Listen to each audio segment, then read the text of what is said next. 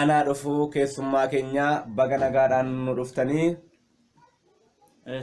Baga nagaan nu eddani. Egaa hordoftoota Firii Tawaahidoo TV hundumti keessan akkam jirtu akkam turtan jecha keessummaa kana qabannee dhiyaannee jirra. Isaan waliin turtii gaarii. Maqaa Abbaa kan Ilmaa maqaa Hafuura Qulqulluu sadan Waaqa tokko Ameen. በስመ አብ ወወልድ ወመንፈስ ቅዱስ አሐዱ አምላክ አሜን። መቃ አባ ከንልማ ከነፉረ ቁልቁሉ ሰደነ ዋቀ ቶኮ አሜን።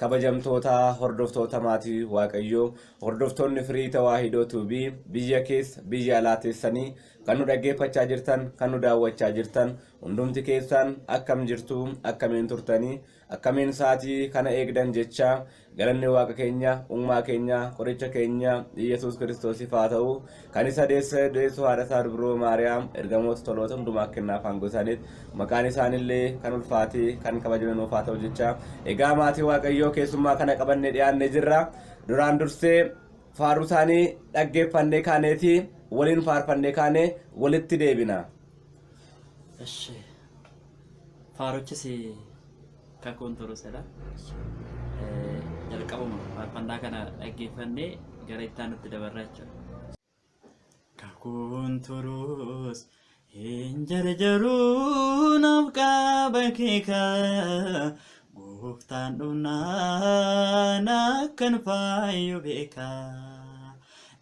isa waameen hundaa danda'a gaafa dhufee galmaan nagaa Raka sabaa kakunturos injarjarun abqaba keka goftan umnan akkan fayu beka isa waameen hunda danda'a gaafa dhufe galmaan nagaa Raka sabaa Deemsa ba'ee karaatti kufee diinni kiyyoo sanaatti cufee gooftaa waamee ni dhufan turuu isa qofaa kan nama furu kan seenaa jijjiiru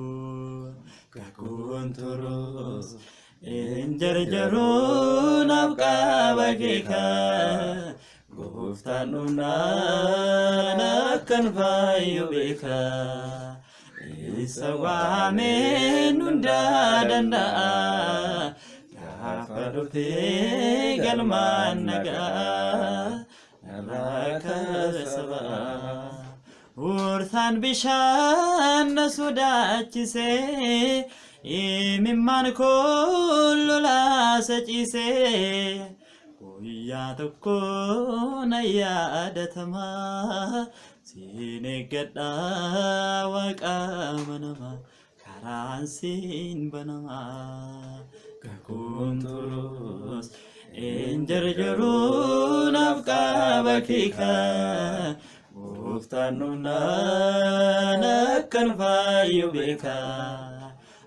isa waameen hundaa danda'a Gaafa dhufee galmaan nagaa Raka sabaa yeroo eegaan ni nariifatu yoo tureyyuu namaan dagatu guyyaan keenyaa nana yaadata gaara yaaddoo narra darbata gammachuun na guutaa Kakuun turus hin jarjaruu naaf qaba keeka gooftaan dhumnaan akkan faayyu beeka isa waameen hundaa danda'a gaafa dhufee galmaan nagaa Raka sabaa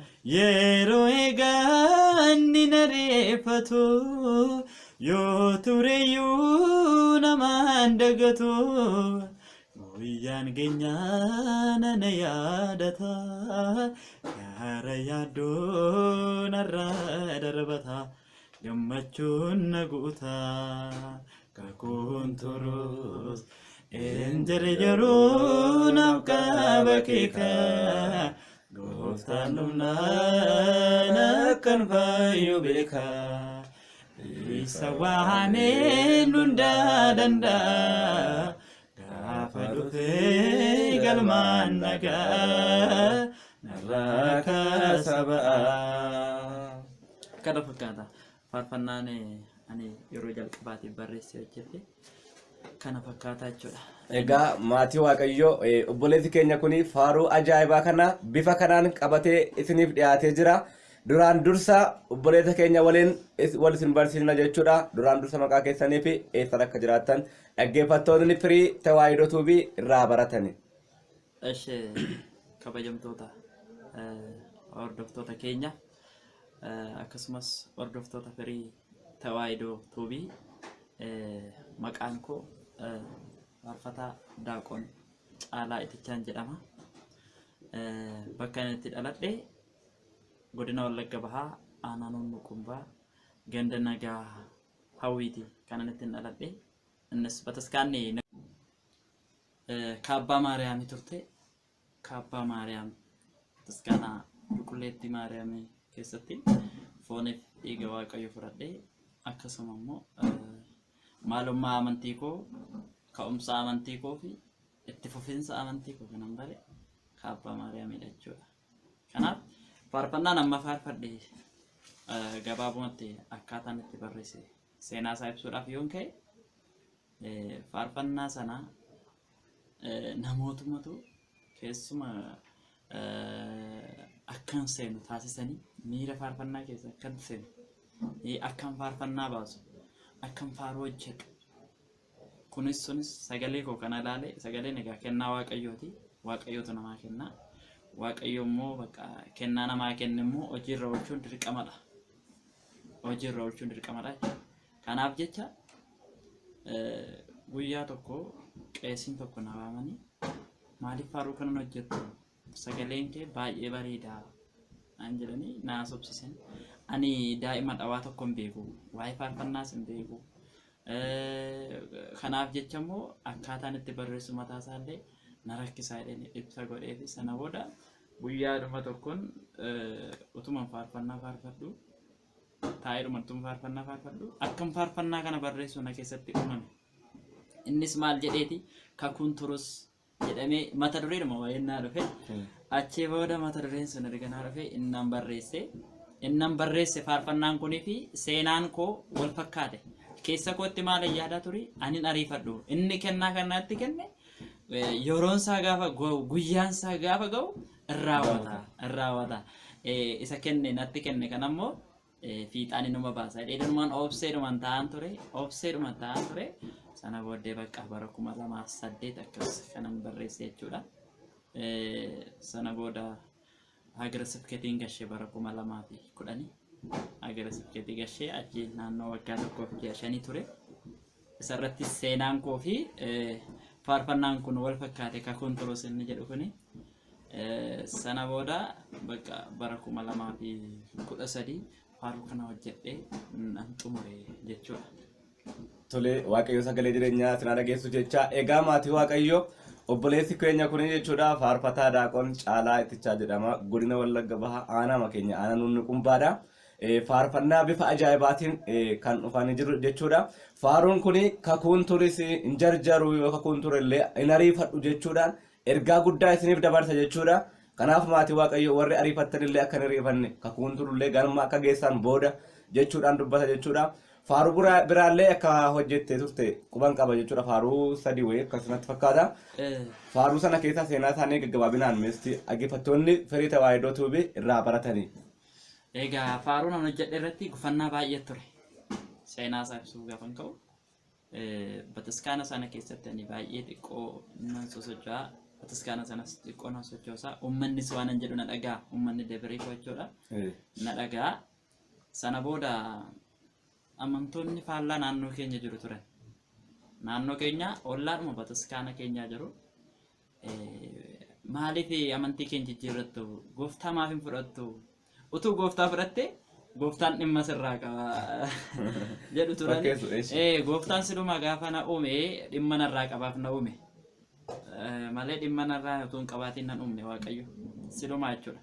Kennaasaa wajjin wanta na barbaachisu wajjin uumama koo kan naaf kenne uumama kanaanidha jechuudha. Sana booda mucaan tokkos jira, daaqoniin tokko jira. Otoo innii fi caalaan kun amantii jijjiirratanii bataskaanatti hin jigdii. Erga jigdee immoo qoraan sheefaa godhannaa yerootti jedhan jira Waaqayyo isaaniif hadhiisu. Qoraansaa godhannee hin bobeeffanna yookiin immoo mana midhaanii godhannaadhanii. Qoosuu jechuudha mana Waaqayyootti. Qoosaa turan jechuudha. Ani garuu jedhanii haadhiisanis hin jenne ittuma fufeen nan jabaadhe. Maal ta'a dhuftee faarfannaa baastee faarfannaa baasii gootuuti naan jedhanii dhaga'uu hin dandeenye isaan kan. Dhaga'uu hin dandeenye maaliif amantii koo sobadheera. Amantiin koo tawaahidoon dhugaa akka isheen taate abbootaan akka isheen bu'uurofte gaara Siinaa irratti Museedhaaf kan isheen laatamte Waaqayyo immoo deebisee amantaa abboota keessanii isa kam jedhaati gaafadhaa yeroo jedhe hubadheera waa'ee amantii koo jechuudha. Ammayyuu dhaggeeffattoonni baay'een hubachuu qabu jechuudha. Daandii dhugaa irra jiru. Sana booda guyyaa tokko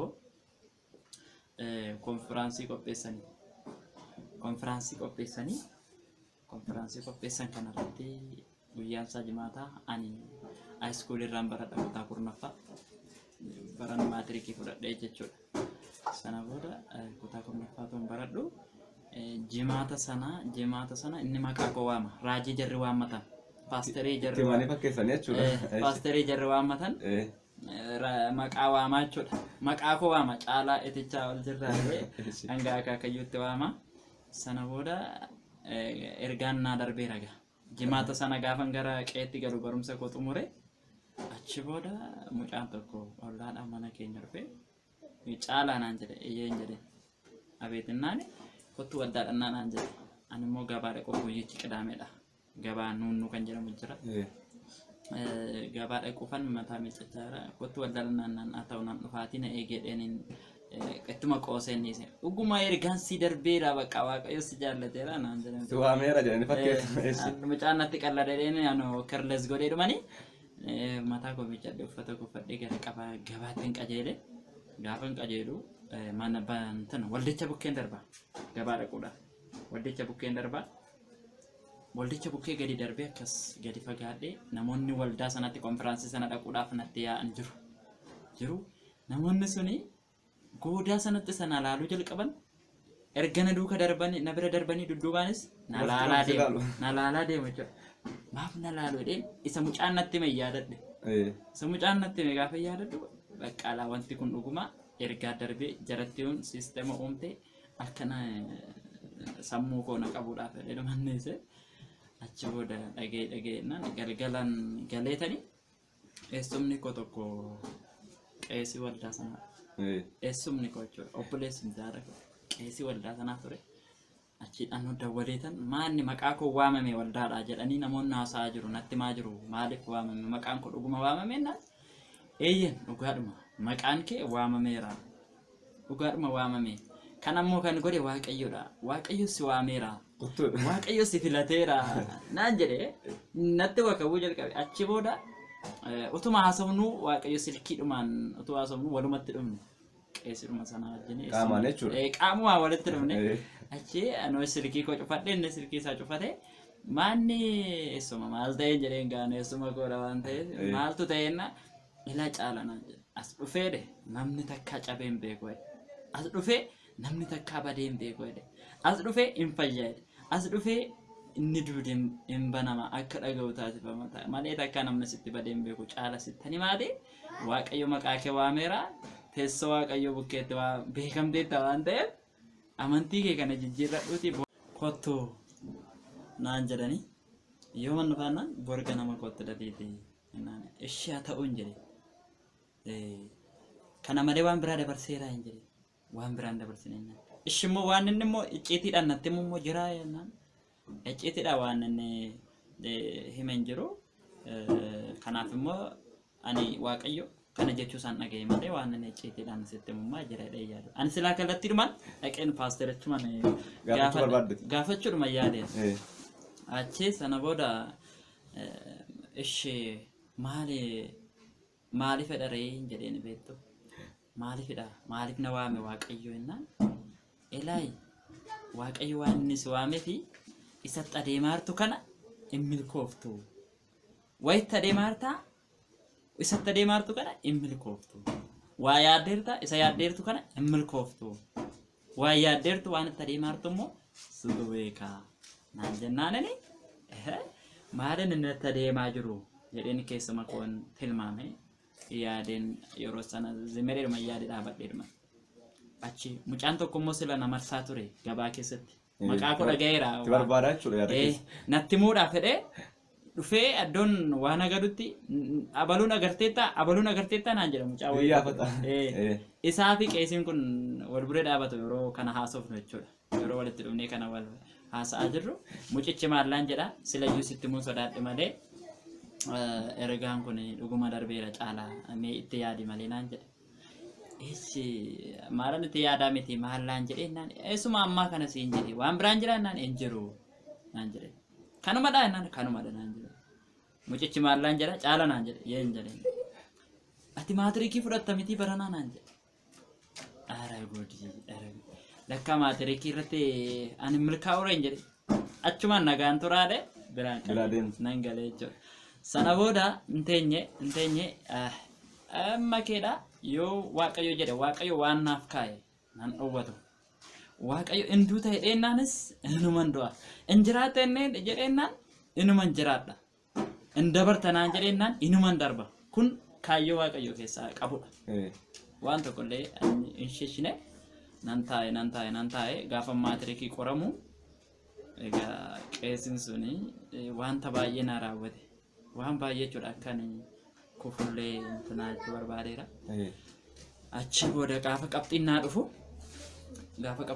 meeqannaa dhufa 3-5 naa dhufe almost 3 kollee hundi isaanii iyyuu diin taane dd dha sanadha warra kaanii garuu ingiliffa faa dii ta'a isa kaan immoo maatisiin faa dii ta'a jala tabalaa sha'a ture jechuudha ankoo garuu natsaadhuma naa dhufe jechuudha sana booda kana jalaa sobdee ta'e gaafan kana milkaa'uu koo arganii lekki faarfannaadha malee innatti itti adeemaartu faarfannaa kanadha malee maatirikii miti jedhanii jijjiiratu. maatirikii miti naan jedhe maatirikii miti naan isa kana sittuma deemnee ilaallaa waaqayyo naa gargaara waaqayyo wanta dursu hin jiru kadhannaa wanta dursu hin jiru kadhadhaa isiniif kennama rukutaa isiniif banama barbaadaa hin argattu inni jedhame tolatti hin barroofne tolatti hin barraafne kanaaf kana amalee dhuman itti deemaa dhuman dhiise achi booddee faarfannaa sanan barreessee faarfannaa kana barreessee faarfannaa baay'een barreessee sadan kana qofaan akkan baasu ta'e malee jechuudha kan hojjetu ta'e seenaan faarfannaa kana haala kanaan gufannaa meeqa keessa darbee osoo diinonni baay'een narratti karoorsanii keessa darbeetas faarfannaa kana barreessee seenaan faarfannaa kana haala kanaan gufachuudhaaf ka'e kan inni milkaa'e kana fakkaata jechuudha gabaabuma. Ammoo ergasii maal jedhu isaanis waa'ee faarus milkoofteetta maatirikis egaa milkooftee ammoo yoo nama maal jedhu dudduuba kee yookaan teellaatiin dhufanii. Amma waa hojjechaa jiran waas dubbachaa jiran yeroo sana kan nama dhibu maskaramii jaladha yeroo maatirikiin sun naaf gadhiifame jaladha jechuudha. Bataskaana jalatti bokkaa wayii roobe guyyaa sanbataa tokko erga sagantaa xumurree booda jechuudha. Bokkaa wayii baay'ee roobe hurriin lafa qabe qilleensa'ee hulleensa'ee baqa achi booda sagantaadhuma nuti xumuru ijoolleen faarfannaa shaakalaa jiru. Qaqawwiin guddaan tokko hin qaqawweesse jechuudha. Garmalee qaqawweesse ijoolleen utuu faarfannaa shaakalaa jiranii lafa isaan bu'anii nabi. Innaan jechuudha. Baay'ee nama naasisa. Achi booda gaafa achi bokkichi sincaame faarfannaa keenyas shaakallee xumurree gadi baane. Gaafa gadi baanu namoonni odeessaa deemu. Maal waaqayyumatu nu oolchee? Waaqumatu namoonni odeessaa galan waldaadha galan. Galaa jiran jechuudha. Naan waaqumatu nu oolchee bakka dhumni ollee qeesiin maayikii baatee kun sarapheessaa jalatti achi darbatee jedhanii haasa'u naan mucaan tokko gadi ba'e waldaadhuma sana keessa. gadi ba'ee galaa irra gaanuun gadi ba'eeti maanni maaltu ta'e naan umtuun taane naan umtuun taane naan mucaan durbaan tokko ollaa koo jirti peenteedha. Maanni akka buna dhuftee buna dhugaa irra gaa maaltu ta'e naan kun akkasidha waldaatti waldaatti bakakkaatu dheekkame. Bakka dheekkamedhanii inni garuu awwaala wayiitti bu'ee awwaala wayii dheekkame namni immoo bataskaan uummanna waldaatti bu'ee jechaa jira jettee haasofti. Ara goodee jedhee tan yaa Waaqayyo ammayyuu ati isa nama gufachiisuuf deemu gufachiista keenya baqaati nuuf lolta jedheedhuman amaneen keessa kootti nan dhiise achi booddee nan darbee guyyaa sana booda gaafan dhaga'u adaadaan koo jirti warri eessuma koo mucaan koo itti lafa isheen harkaa buuteen dhabee nattaasofti maal akkamittidhaan jenna si umachi balaqqeessa'u abidda wayiitu nu fuulduratti uumame qeesiin hin kufe maayikiin hin caccabe umti tokko namnis na'ee dhumee oolee namni waaqayyuma waaqa araaraan nu yaadate har'a naan jedhu dheedhana yaa Waaqayyo ati jirta ati dhuguma namaaf lolta ati dhuguma namaaf hin falmita jedhee nan dhiise. Bakka ergichaa booda waan tokko naan jechaa jira. Amma ergatiin sodaatanii jechuudha. Sodaatanii sana booddee ijoollee keenyaan illee maanni maaramiini, maanni taabonni, maanni beteskaanni, maanni tsoomiini, maanni kun maanni gaafatan jedhe isin warra bakakkaan fixee wala miti yookiin gaddaa jechuudha. Jedhuuni bakka achi bakka waa tokko dubbatanii inni isaanii aamileen isaanii akkasitti bu'ee egaa namnis jaallatee miti seexanatu irra goree akka namni dogoggoru taasisaa fila. Sirriidha. Egaa maatii Waaqayyoo obboleetti keenya Waaqayyo sagalee jireenyaa isaa dhageessu jecha dhugumatti Waaqayyo isaa eebbisu jecha utuu akkam ta'e iyyuu diinni shira xaxee amantaa keessaniif akka gantan yoo godhe illee Waaqayyo dudduubaan akkatti dheekkamullee kunoo asirraati ergaa guddaadhaan barattanii jirtu jechuudha. Mudannoowwan afan yoo jiraate dhaggeeffattoonni irraa barataniiti. Eshi mudannoon ani karaa biraan hin qabu. Mudannoon koo inni guddaan ani odeeffadhu waa'ee kanaadha. Akka qalleettis waan ani ilaalu miti. Maaliif ejjennaa koo laaffisuudhaaf karoora koo karaatti hambisuudhaaf kaayyoo koo itti danqaraa ta'uudhaaf na dogoggorsuudhaaf wanta yaadani waan ta'eef akka qabdiitti waan addaa miti. Mudannoon koo yeroo baay'ee jaruma kanarraati. Maaliif sababni isaa akkan naqee akkan amantii koo jijjiirradhee akkan gara isaanii dhaqee achi keessatti wangeela lallabee achi keessatti faarfannaa faarfadhee asumaan immoo uummanni ortodoksii ta'an tokko tokko akkam booji'uudhaaf fedha yeroo baay'ee jarri mudannoo kanatti baay'isan jechuudha. Ammas guyyaa tokko maal godhu na biraa namni jarri kun ammas guyyaa tokko bakka hojii hojjedhutti dhufani hojii hojjechaa jira. Baadiyyaa keessaa xaafii wayii meesaa kan jedhamu jira. Achi booda jarri nama sadii ta'anii xiksii fuudhanii barreessanii luukiidhaan feestaalii guutanii wangeela qabatanii bakka meesuu kanatti dhufanii nu dubbisanii yoo isaanii dhuma nu dubbisanii nutti marmaree achi booda warreen wajjin meessus dubbisanii amma kan nun nama baay'eedha. Amma kana keessaa caala naan jedhanii abeetiin jedhe bareeda gaan akka isaan kanaaf dhufanii na hordofu yeroo baay'ee na takkaata tinaadhu. Achi caala naan jedhanii naan abeetiin jedhe waa siyaasuuf dhiisiis naa xiqqoon wayyamtaa jedha. Annaani maal ture maanni mata dureen isaa rakkoon qabu jedhe ani waan akkasii falmuu nan jaalladhasi. Achi maal ture mata dureen isaa maanneenaan mata dureen isaa Waaqayyo maal siif godhee Waaqayyo mee bu'aa maalii siif buusee maal siif godhe stiime gochaan Waaqayyo siif godhe kana nuuf ibsi naan jedhani kun gaaffii naan kanumadha mata dureen isaa kanumaan jedhe naan kanumadha amma hubattee amma hubanne si hubachiisna amma hubattee nu hubachiisi naan jedhe ilaa gooftaa kun jedhe Waaqayyo du'ee du'a moo'ee du'a koo fashaleessee nan jedhe Waaqayyo cuuphamee xalaa gabrummaa nurraa barbadeesseera. Dhalatee dukkana keessaa gara ifaatti abaarsa bara dheeraa nurraa kaaseera. Kana biraan immoo nuuf jedhee ba'aa keenya baateera. Istii kana caalaa wanti namaaf godhu jiraaree jedhee hin jiru kanuma dhaadhaan. Dursee tan maalan jedhaani isin garuu maaf raajitu sobdutti fakkeeffamtu hin jedhe. akkam Bira goonee qabdee jechuudha. dafeetanii maaliif ennaan dhaggeeffadhu sittanii raajota sobduurraa jedha macaafni qulqulluun hin jedhe raajota sobduurraa of eeggadhu gogaa olaa uffatanii afaan isaanii dhadhaa dibatanii keessa isaaniitiin garuu yeeyyii butatudha keessa isaaniitiin jarri nama hatu kan jedhamu barreeffamee jira dafiitiin jedhe wangeeluma amma baattee jirtu kanarra wangeela Maatewos boqonnaa 7 lakkoofsa 13 irra kaasinaa dubbisin jedhe Achumarra jiran muuda. achumarra jira hin dubbise hin gawwadhe inni gawwu ittuma dubbise hanga diddamee afureetti moo akkamittiin jira wantichi murasaa irratti maal jedha barre wangeelarra isaan kun hundumtuu guyyaa dhufaatii kootti dhufanidha yaa gooftaa maqaa keetiin jaama banneerra yaa gooftaa maqaa keetiin goophoo diriirsineerra yaa gooftaa maqaa kee raajii dubbanneerra yaa gooftaa maqaa keen hafuura hamaa baasneerra naan jedhu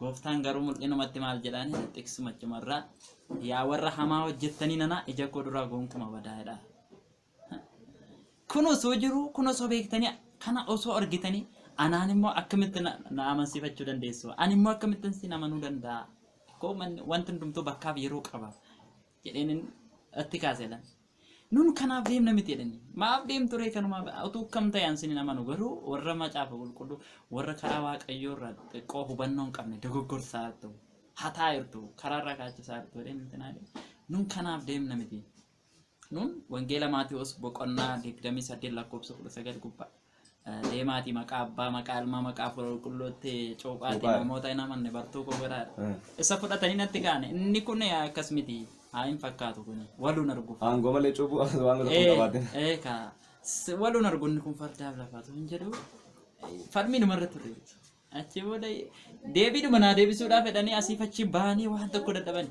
sana booda jaartii ammasitti garuu abbaan koo jechuudha sangaa ofu bakka maaliif akkasaan meeshaan baay'atu filata. Achi booda deema bakka hojii godhaa bateedhanii Deemsisanii. jaartiin irraa deemsisanii achi sammuu dhukkubsachaa ba'anii qajeelanii bakka annaan mudannoon koo isa kanadha kanaaf jechan dafeen dursee akkasaan gaaffii gaafatamanii mataa isaanii boobaafatu godheen ofirraa deemsise dhuguma yommuu gaafa laalte raajota sobduurraa of eeggadhaa kan jedhameef waanuma akkasiifidha hin dhufa yeroo baay'ee ijoollee baay'ee amantoota baay'ee kan karaarraa kaachisudha kan karaarra dogoggorsudha waan hin fakkaanne fakkeessanii waan hin taane taasisanii kan isaanii ijoollee waaqayyoo karaarraa kaachisan kanaafidha jechuudha kan ammoo eenyutu godhe seexanumatu godhaa jira seexanumatu keessa bulee dogoggorsaa jira akkuma bofarra gortee addaamin naxxee hewwaan hin dogoggorsite gaafa hewwaan gadi darbatamte boftis duukuma gadi darbatamte Duuka biyya lafaatti darbatamte. biyya lafaatti gad darbatamte haala namoota namarra gortee kiristaanota baay'ee erga lafatti gad darbatamte dogoggorsaa jechuudha kanaaf jecha seexanatu dogoggorsaa jirasi kanaaf uummanni har'aa ortodoksii tawaahidoon of eeguu qaba cimee dhaabbachuu qaba amantaa yeroo tokkotti laatamte eenyutti laatamte abbootatti laatamte baqa amantaa qulqullootaaf al tokkotti amante sanarratti jabaadhaa jedhe macaafni qulqulluun kanaaf dogoggoruu qabanii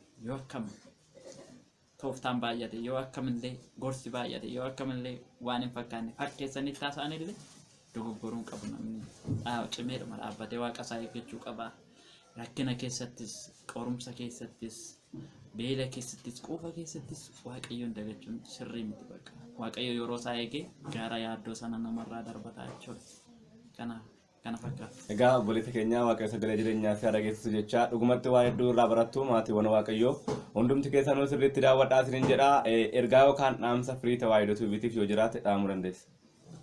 Eshi dhaamsan hordoftoota firii tawaahidootiif qabu hundumti isaanii jalqaba irratti lafa jiranitti lafa amma jiranitti cimanii kadhannaatti jabaachuudha. Dhaamsan ni qabu inni jalqabaa jechuudha. Kadhannaan nyaata tawaahidoodha. Kadhannaan namoota biyya keessa jiraniifis namoota biyya alaa jiraniif biyya ormaa jiraniifis namoota maatii isaaniirraa baqatanii jiraniifis kadhannaan nyaata isaaniiti. Nyaata malee namni jiraachuu hin danda'u. Nyaata malee deemee karaa fagoo dheeraa deemuu hin danda'u. Waan ta'eef kadhannaan nyaata yookiin qallaba tawaahidoodha. Qallaba kana qabu taanaan namni hin beelaa hin dheebotaa. Kanaaf kadhannaan immoo kun kadhadhaa isiniif kennama barbaadaa hin argattu rukkutaa isiniif hin banama kun jecha gooftaa keenya Yesuus Kiristoosidha akka kadhannaatti jabaatan ta'umaaf sagadatan akka isaan jabaatan ergaa kana dhaamsa firii tawaahidoof nan ergaa itti dabalee immoo YouTube kana subscribe gochuun akka isaan hin dagannellee dhaamsa kun dabarsaa jechuudha.